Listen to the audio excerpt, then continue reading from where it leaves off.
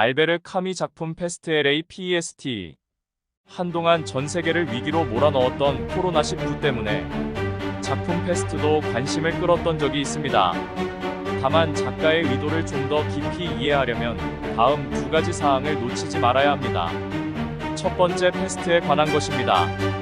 페스트는 541년에 이집트에서 처음 발병되었으며 동로마 제국의 수도 콘스탄티노플까지 덮쳤다고 합니다. 다음은 십자군 전쟁 이후 몽골군의 영향으로 시작되었다고 합니다. 흑해로부터 출발한 흑사병이 제네바에 도착한 후 유럽 전역으로 퍼져나가기 시작했던 것입니다. 두 번째, 작가 알베르 카미에 관한 것입니다. 프랑스의 철학자이자 작가인 알베르 카미는 무신론자입니다. 저서 이방인에도 무신론적 색채가 강하게 묻어 있습니다만 작품 페스트에도 역시 무신론적 색채가 곳곳에 스며 있음을 알아차려야 합니다. 책 페스트의 무대가 시작되는 곳은 2차 세계대전의 전운이 감돌던 프랑스령 알제리에 있는 오랑이란 지역입니다. 도입부를 보시겠습니다. 이 연대기가 주제로 다루는 기이한 사건들은 194X년 오랑에서 발생했다. 일반적인 의견에 따르면 흔히 볼 수 있는 경우에서 좀 벗어나는 사건치고는 그것이 일어난 장소가 어울리지 않는다는 것이었다. 언뜻 보기에 오랑은 사실 하나의 평범한 도시로서 알제리 해안에 면한 프랑스의 한 도정 소재지에 불과하다. 오랑이란 곳은 알제리의 옛 수도이자 현재는 수도 알제에 이어 알제리 제2의 도시입니다. 스페인과 오스만의 지배를 받기도 했으며 130여 년 동안 프랑스의 지배를 받다가 1962년에 알제리의 도시가 되어 현재에 이릅니다. 알베르 카미가 살았던 당시에는 프랑스령 도시였던 셈입니다. 작품을 보면 페스트는 뒤로부터 그 전조 증상이 보였던 듯합니다. 어쨌든 우리 시의 시민들이 불안감을 느끼기 시작한 것은 대충 그 무렵부터였다. 과연 18일부터 공장들과 창고들이 수백 마리씩 되는 쥐의 사체들을 개워냈으니 말이다. 어떤 경우에는 죽음의 고통이 너무 오래 계속되었기 때문에 아예 놈들의 명을 끊어주지 않으면 안 될 때도 있었다. 쥐가 때로 죽어나가는 소동이 지나자 이번엔 사람들이 쓰러지기 시작한다. 자네도 캉을 잘 알지, 왜? 하고 그중 하나가 말했다. 캉? 키가 크고 검은 수염이 난 사람 말인가? 맞았어. 전철 담당이었지. 그래, 생각나. 그런데 그 사람이 죽었어. 저런, 언제 그랬어? 쥐 소동이 난 다음이지. 허참. 아니 어쩌다가. 몰라, 열병이래. 그런데 그 사람 몸도 튼튼하진 못했어. 겨드랑이에 종기기 났는데 그만 이기지 못했던 모양이야. 가장 커다란 문제는 예나 지금이나 어떤 문제의 조짐을 발견하였을 때 책임감 있는 사람들의 판단 대응 능력의 중요성이라 할 수 있습니다.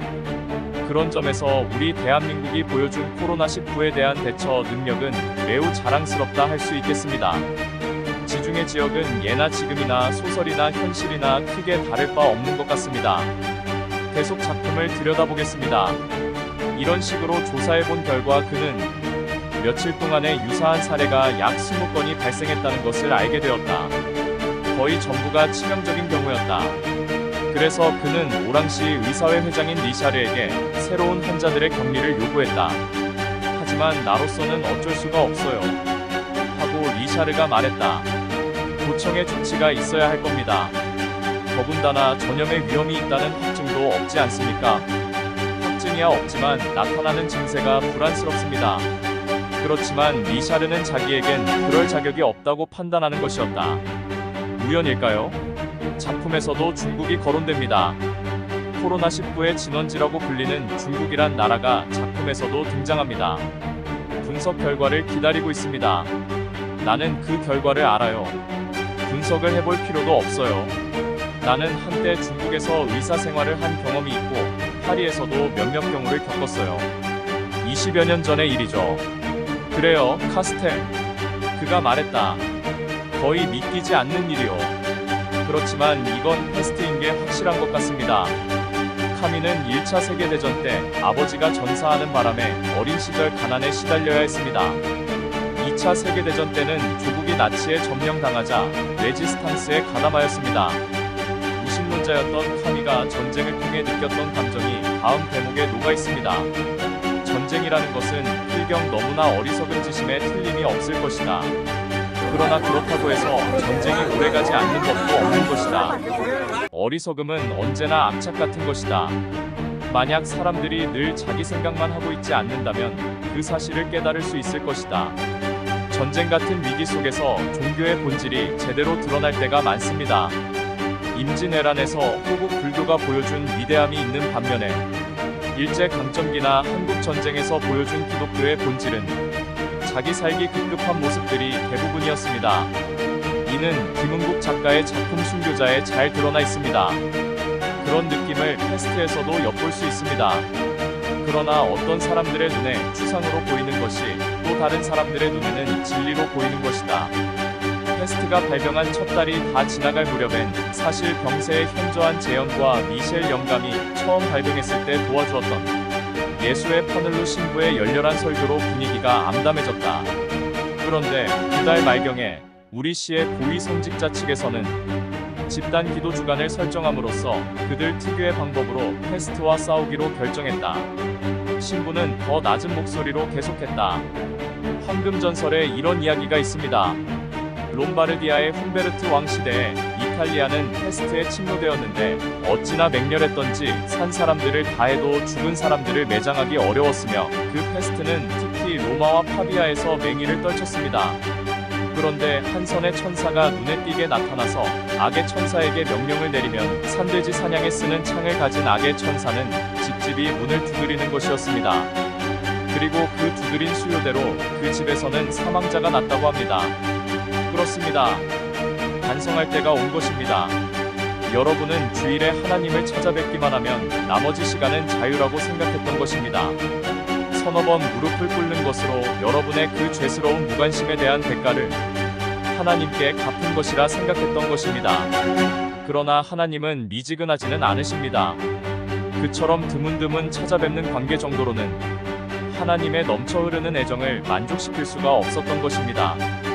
이리하여 여러분이 찾아뵙는 것을 기다리다가 지치신 하나님은 인류의 역사가 시작된 이래 재앙이 죄 많은 모든 도시를 찾아들었듯이 여러분에게도 찾아들게 하신 것입니다.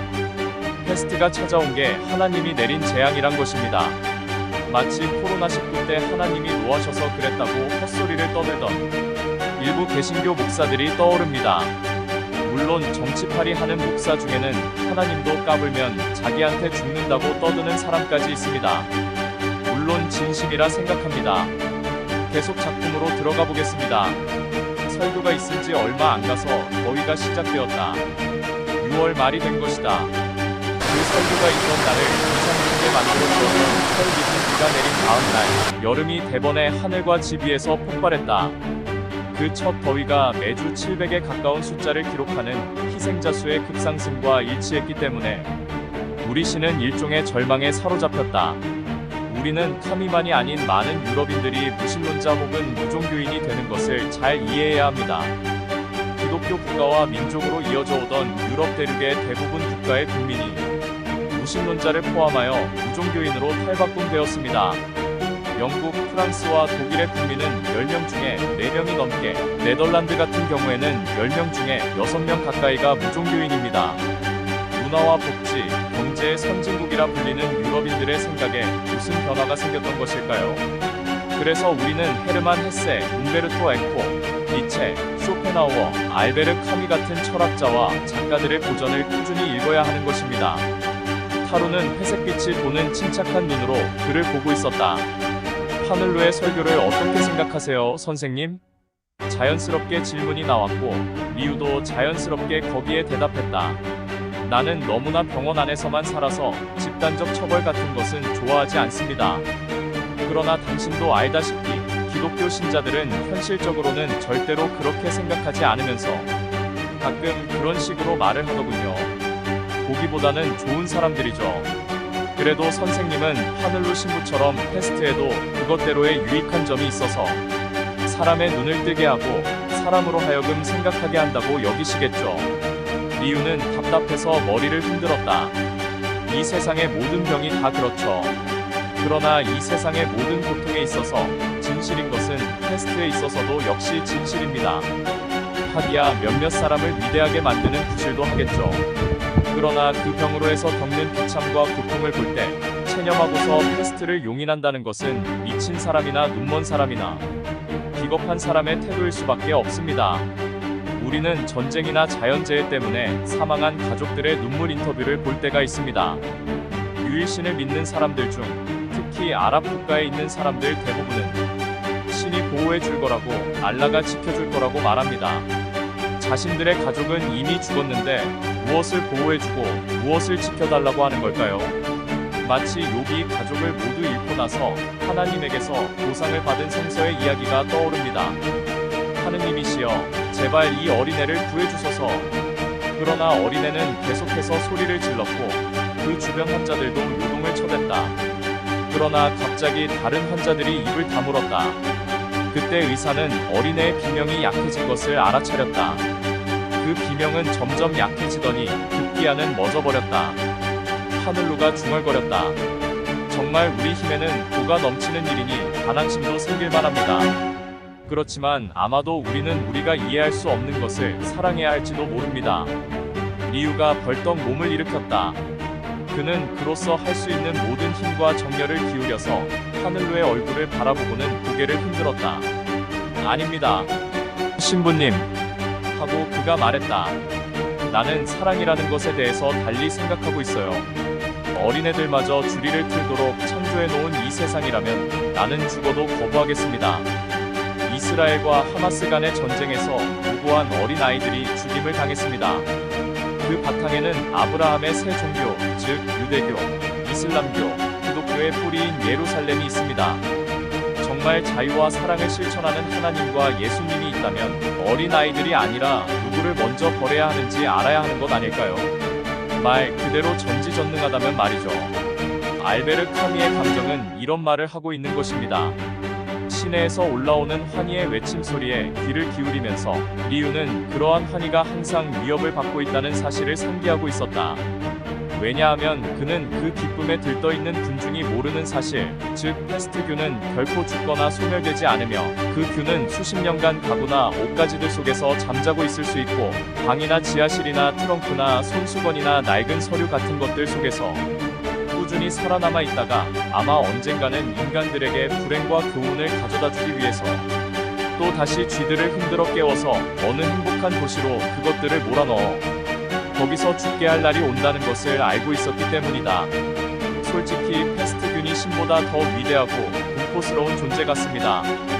고전 패스트에 대한 여러분의 생각은 어떠하신가요? 그럼 다음 고전 여행에서 인사드리겠습니다. 감사합니다.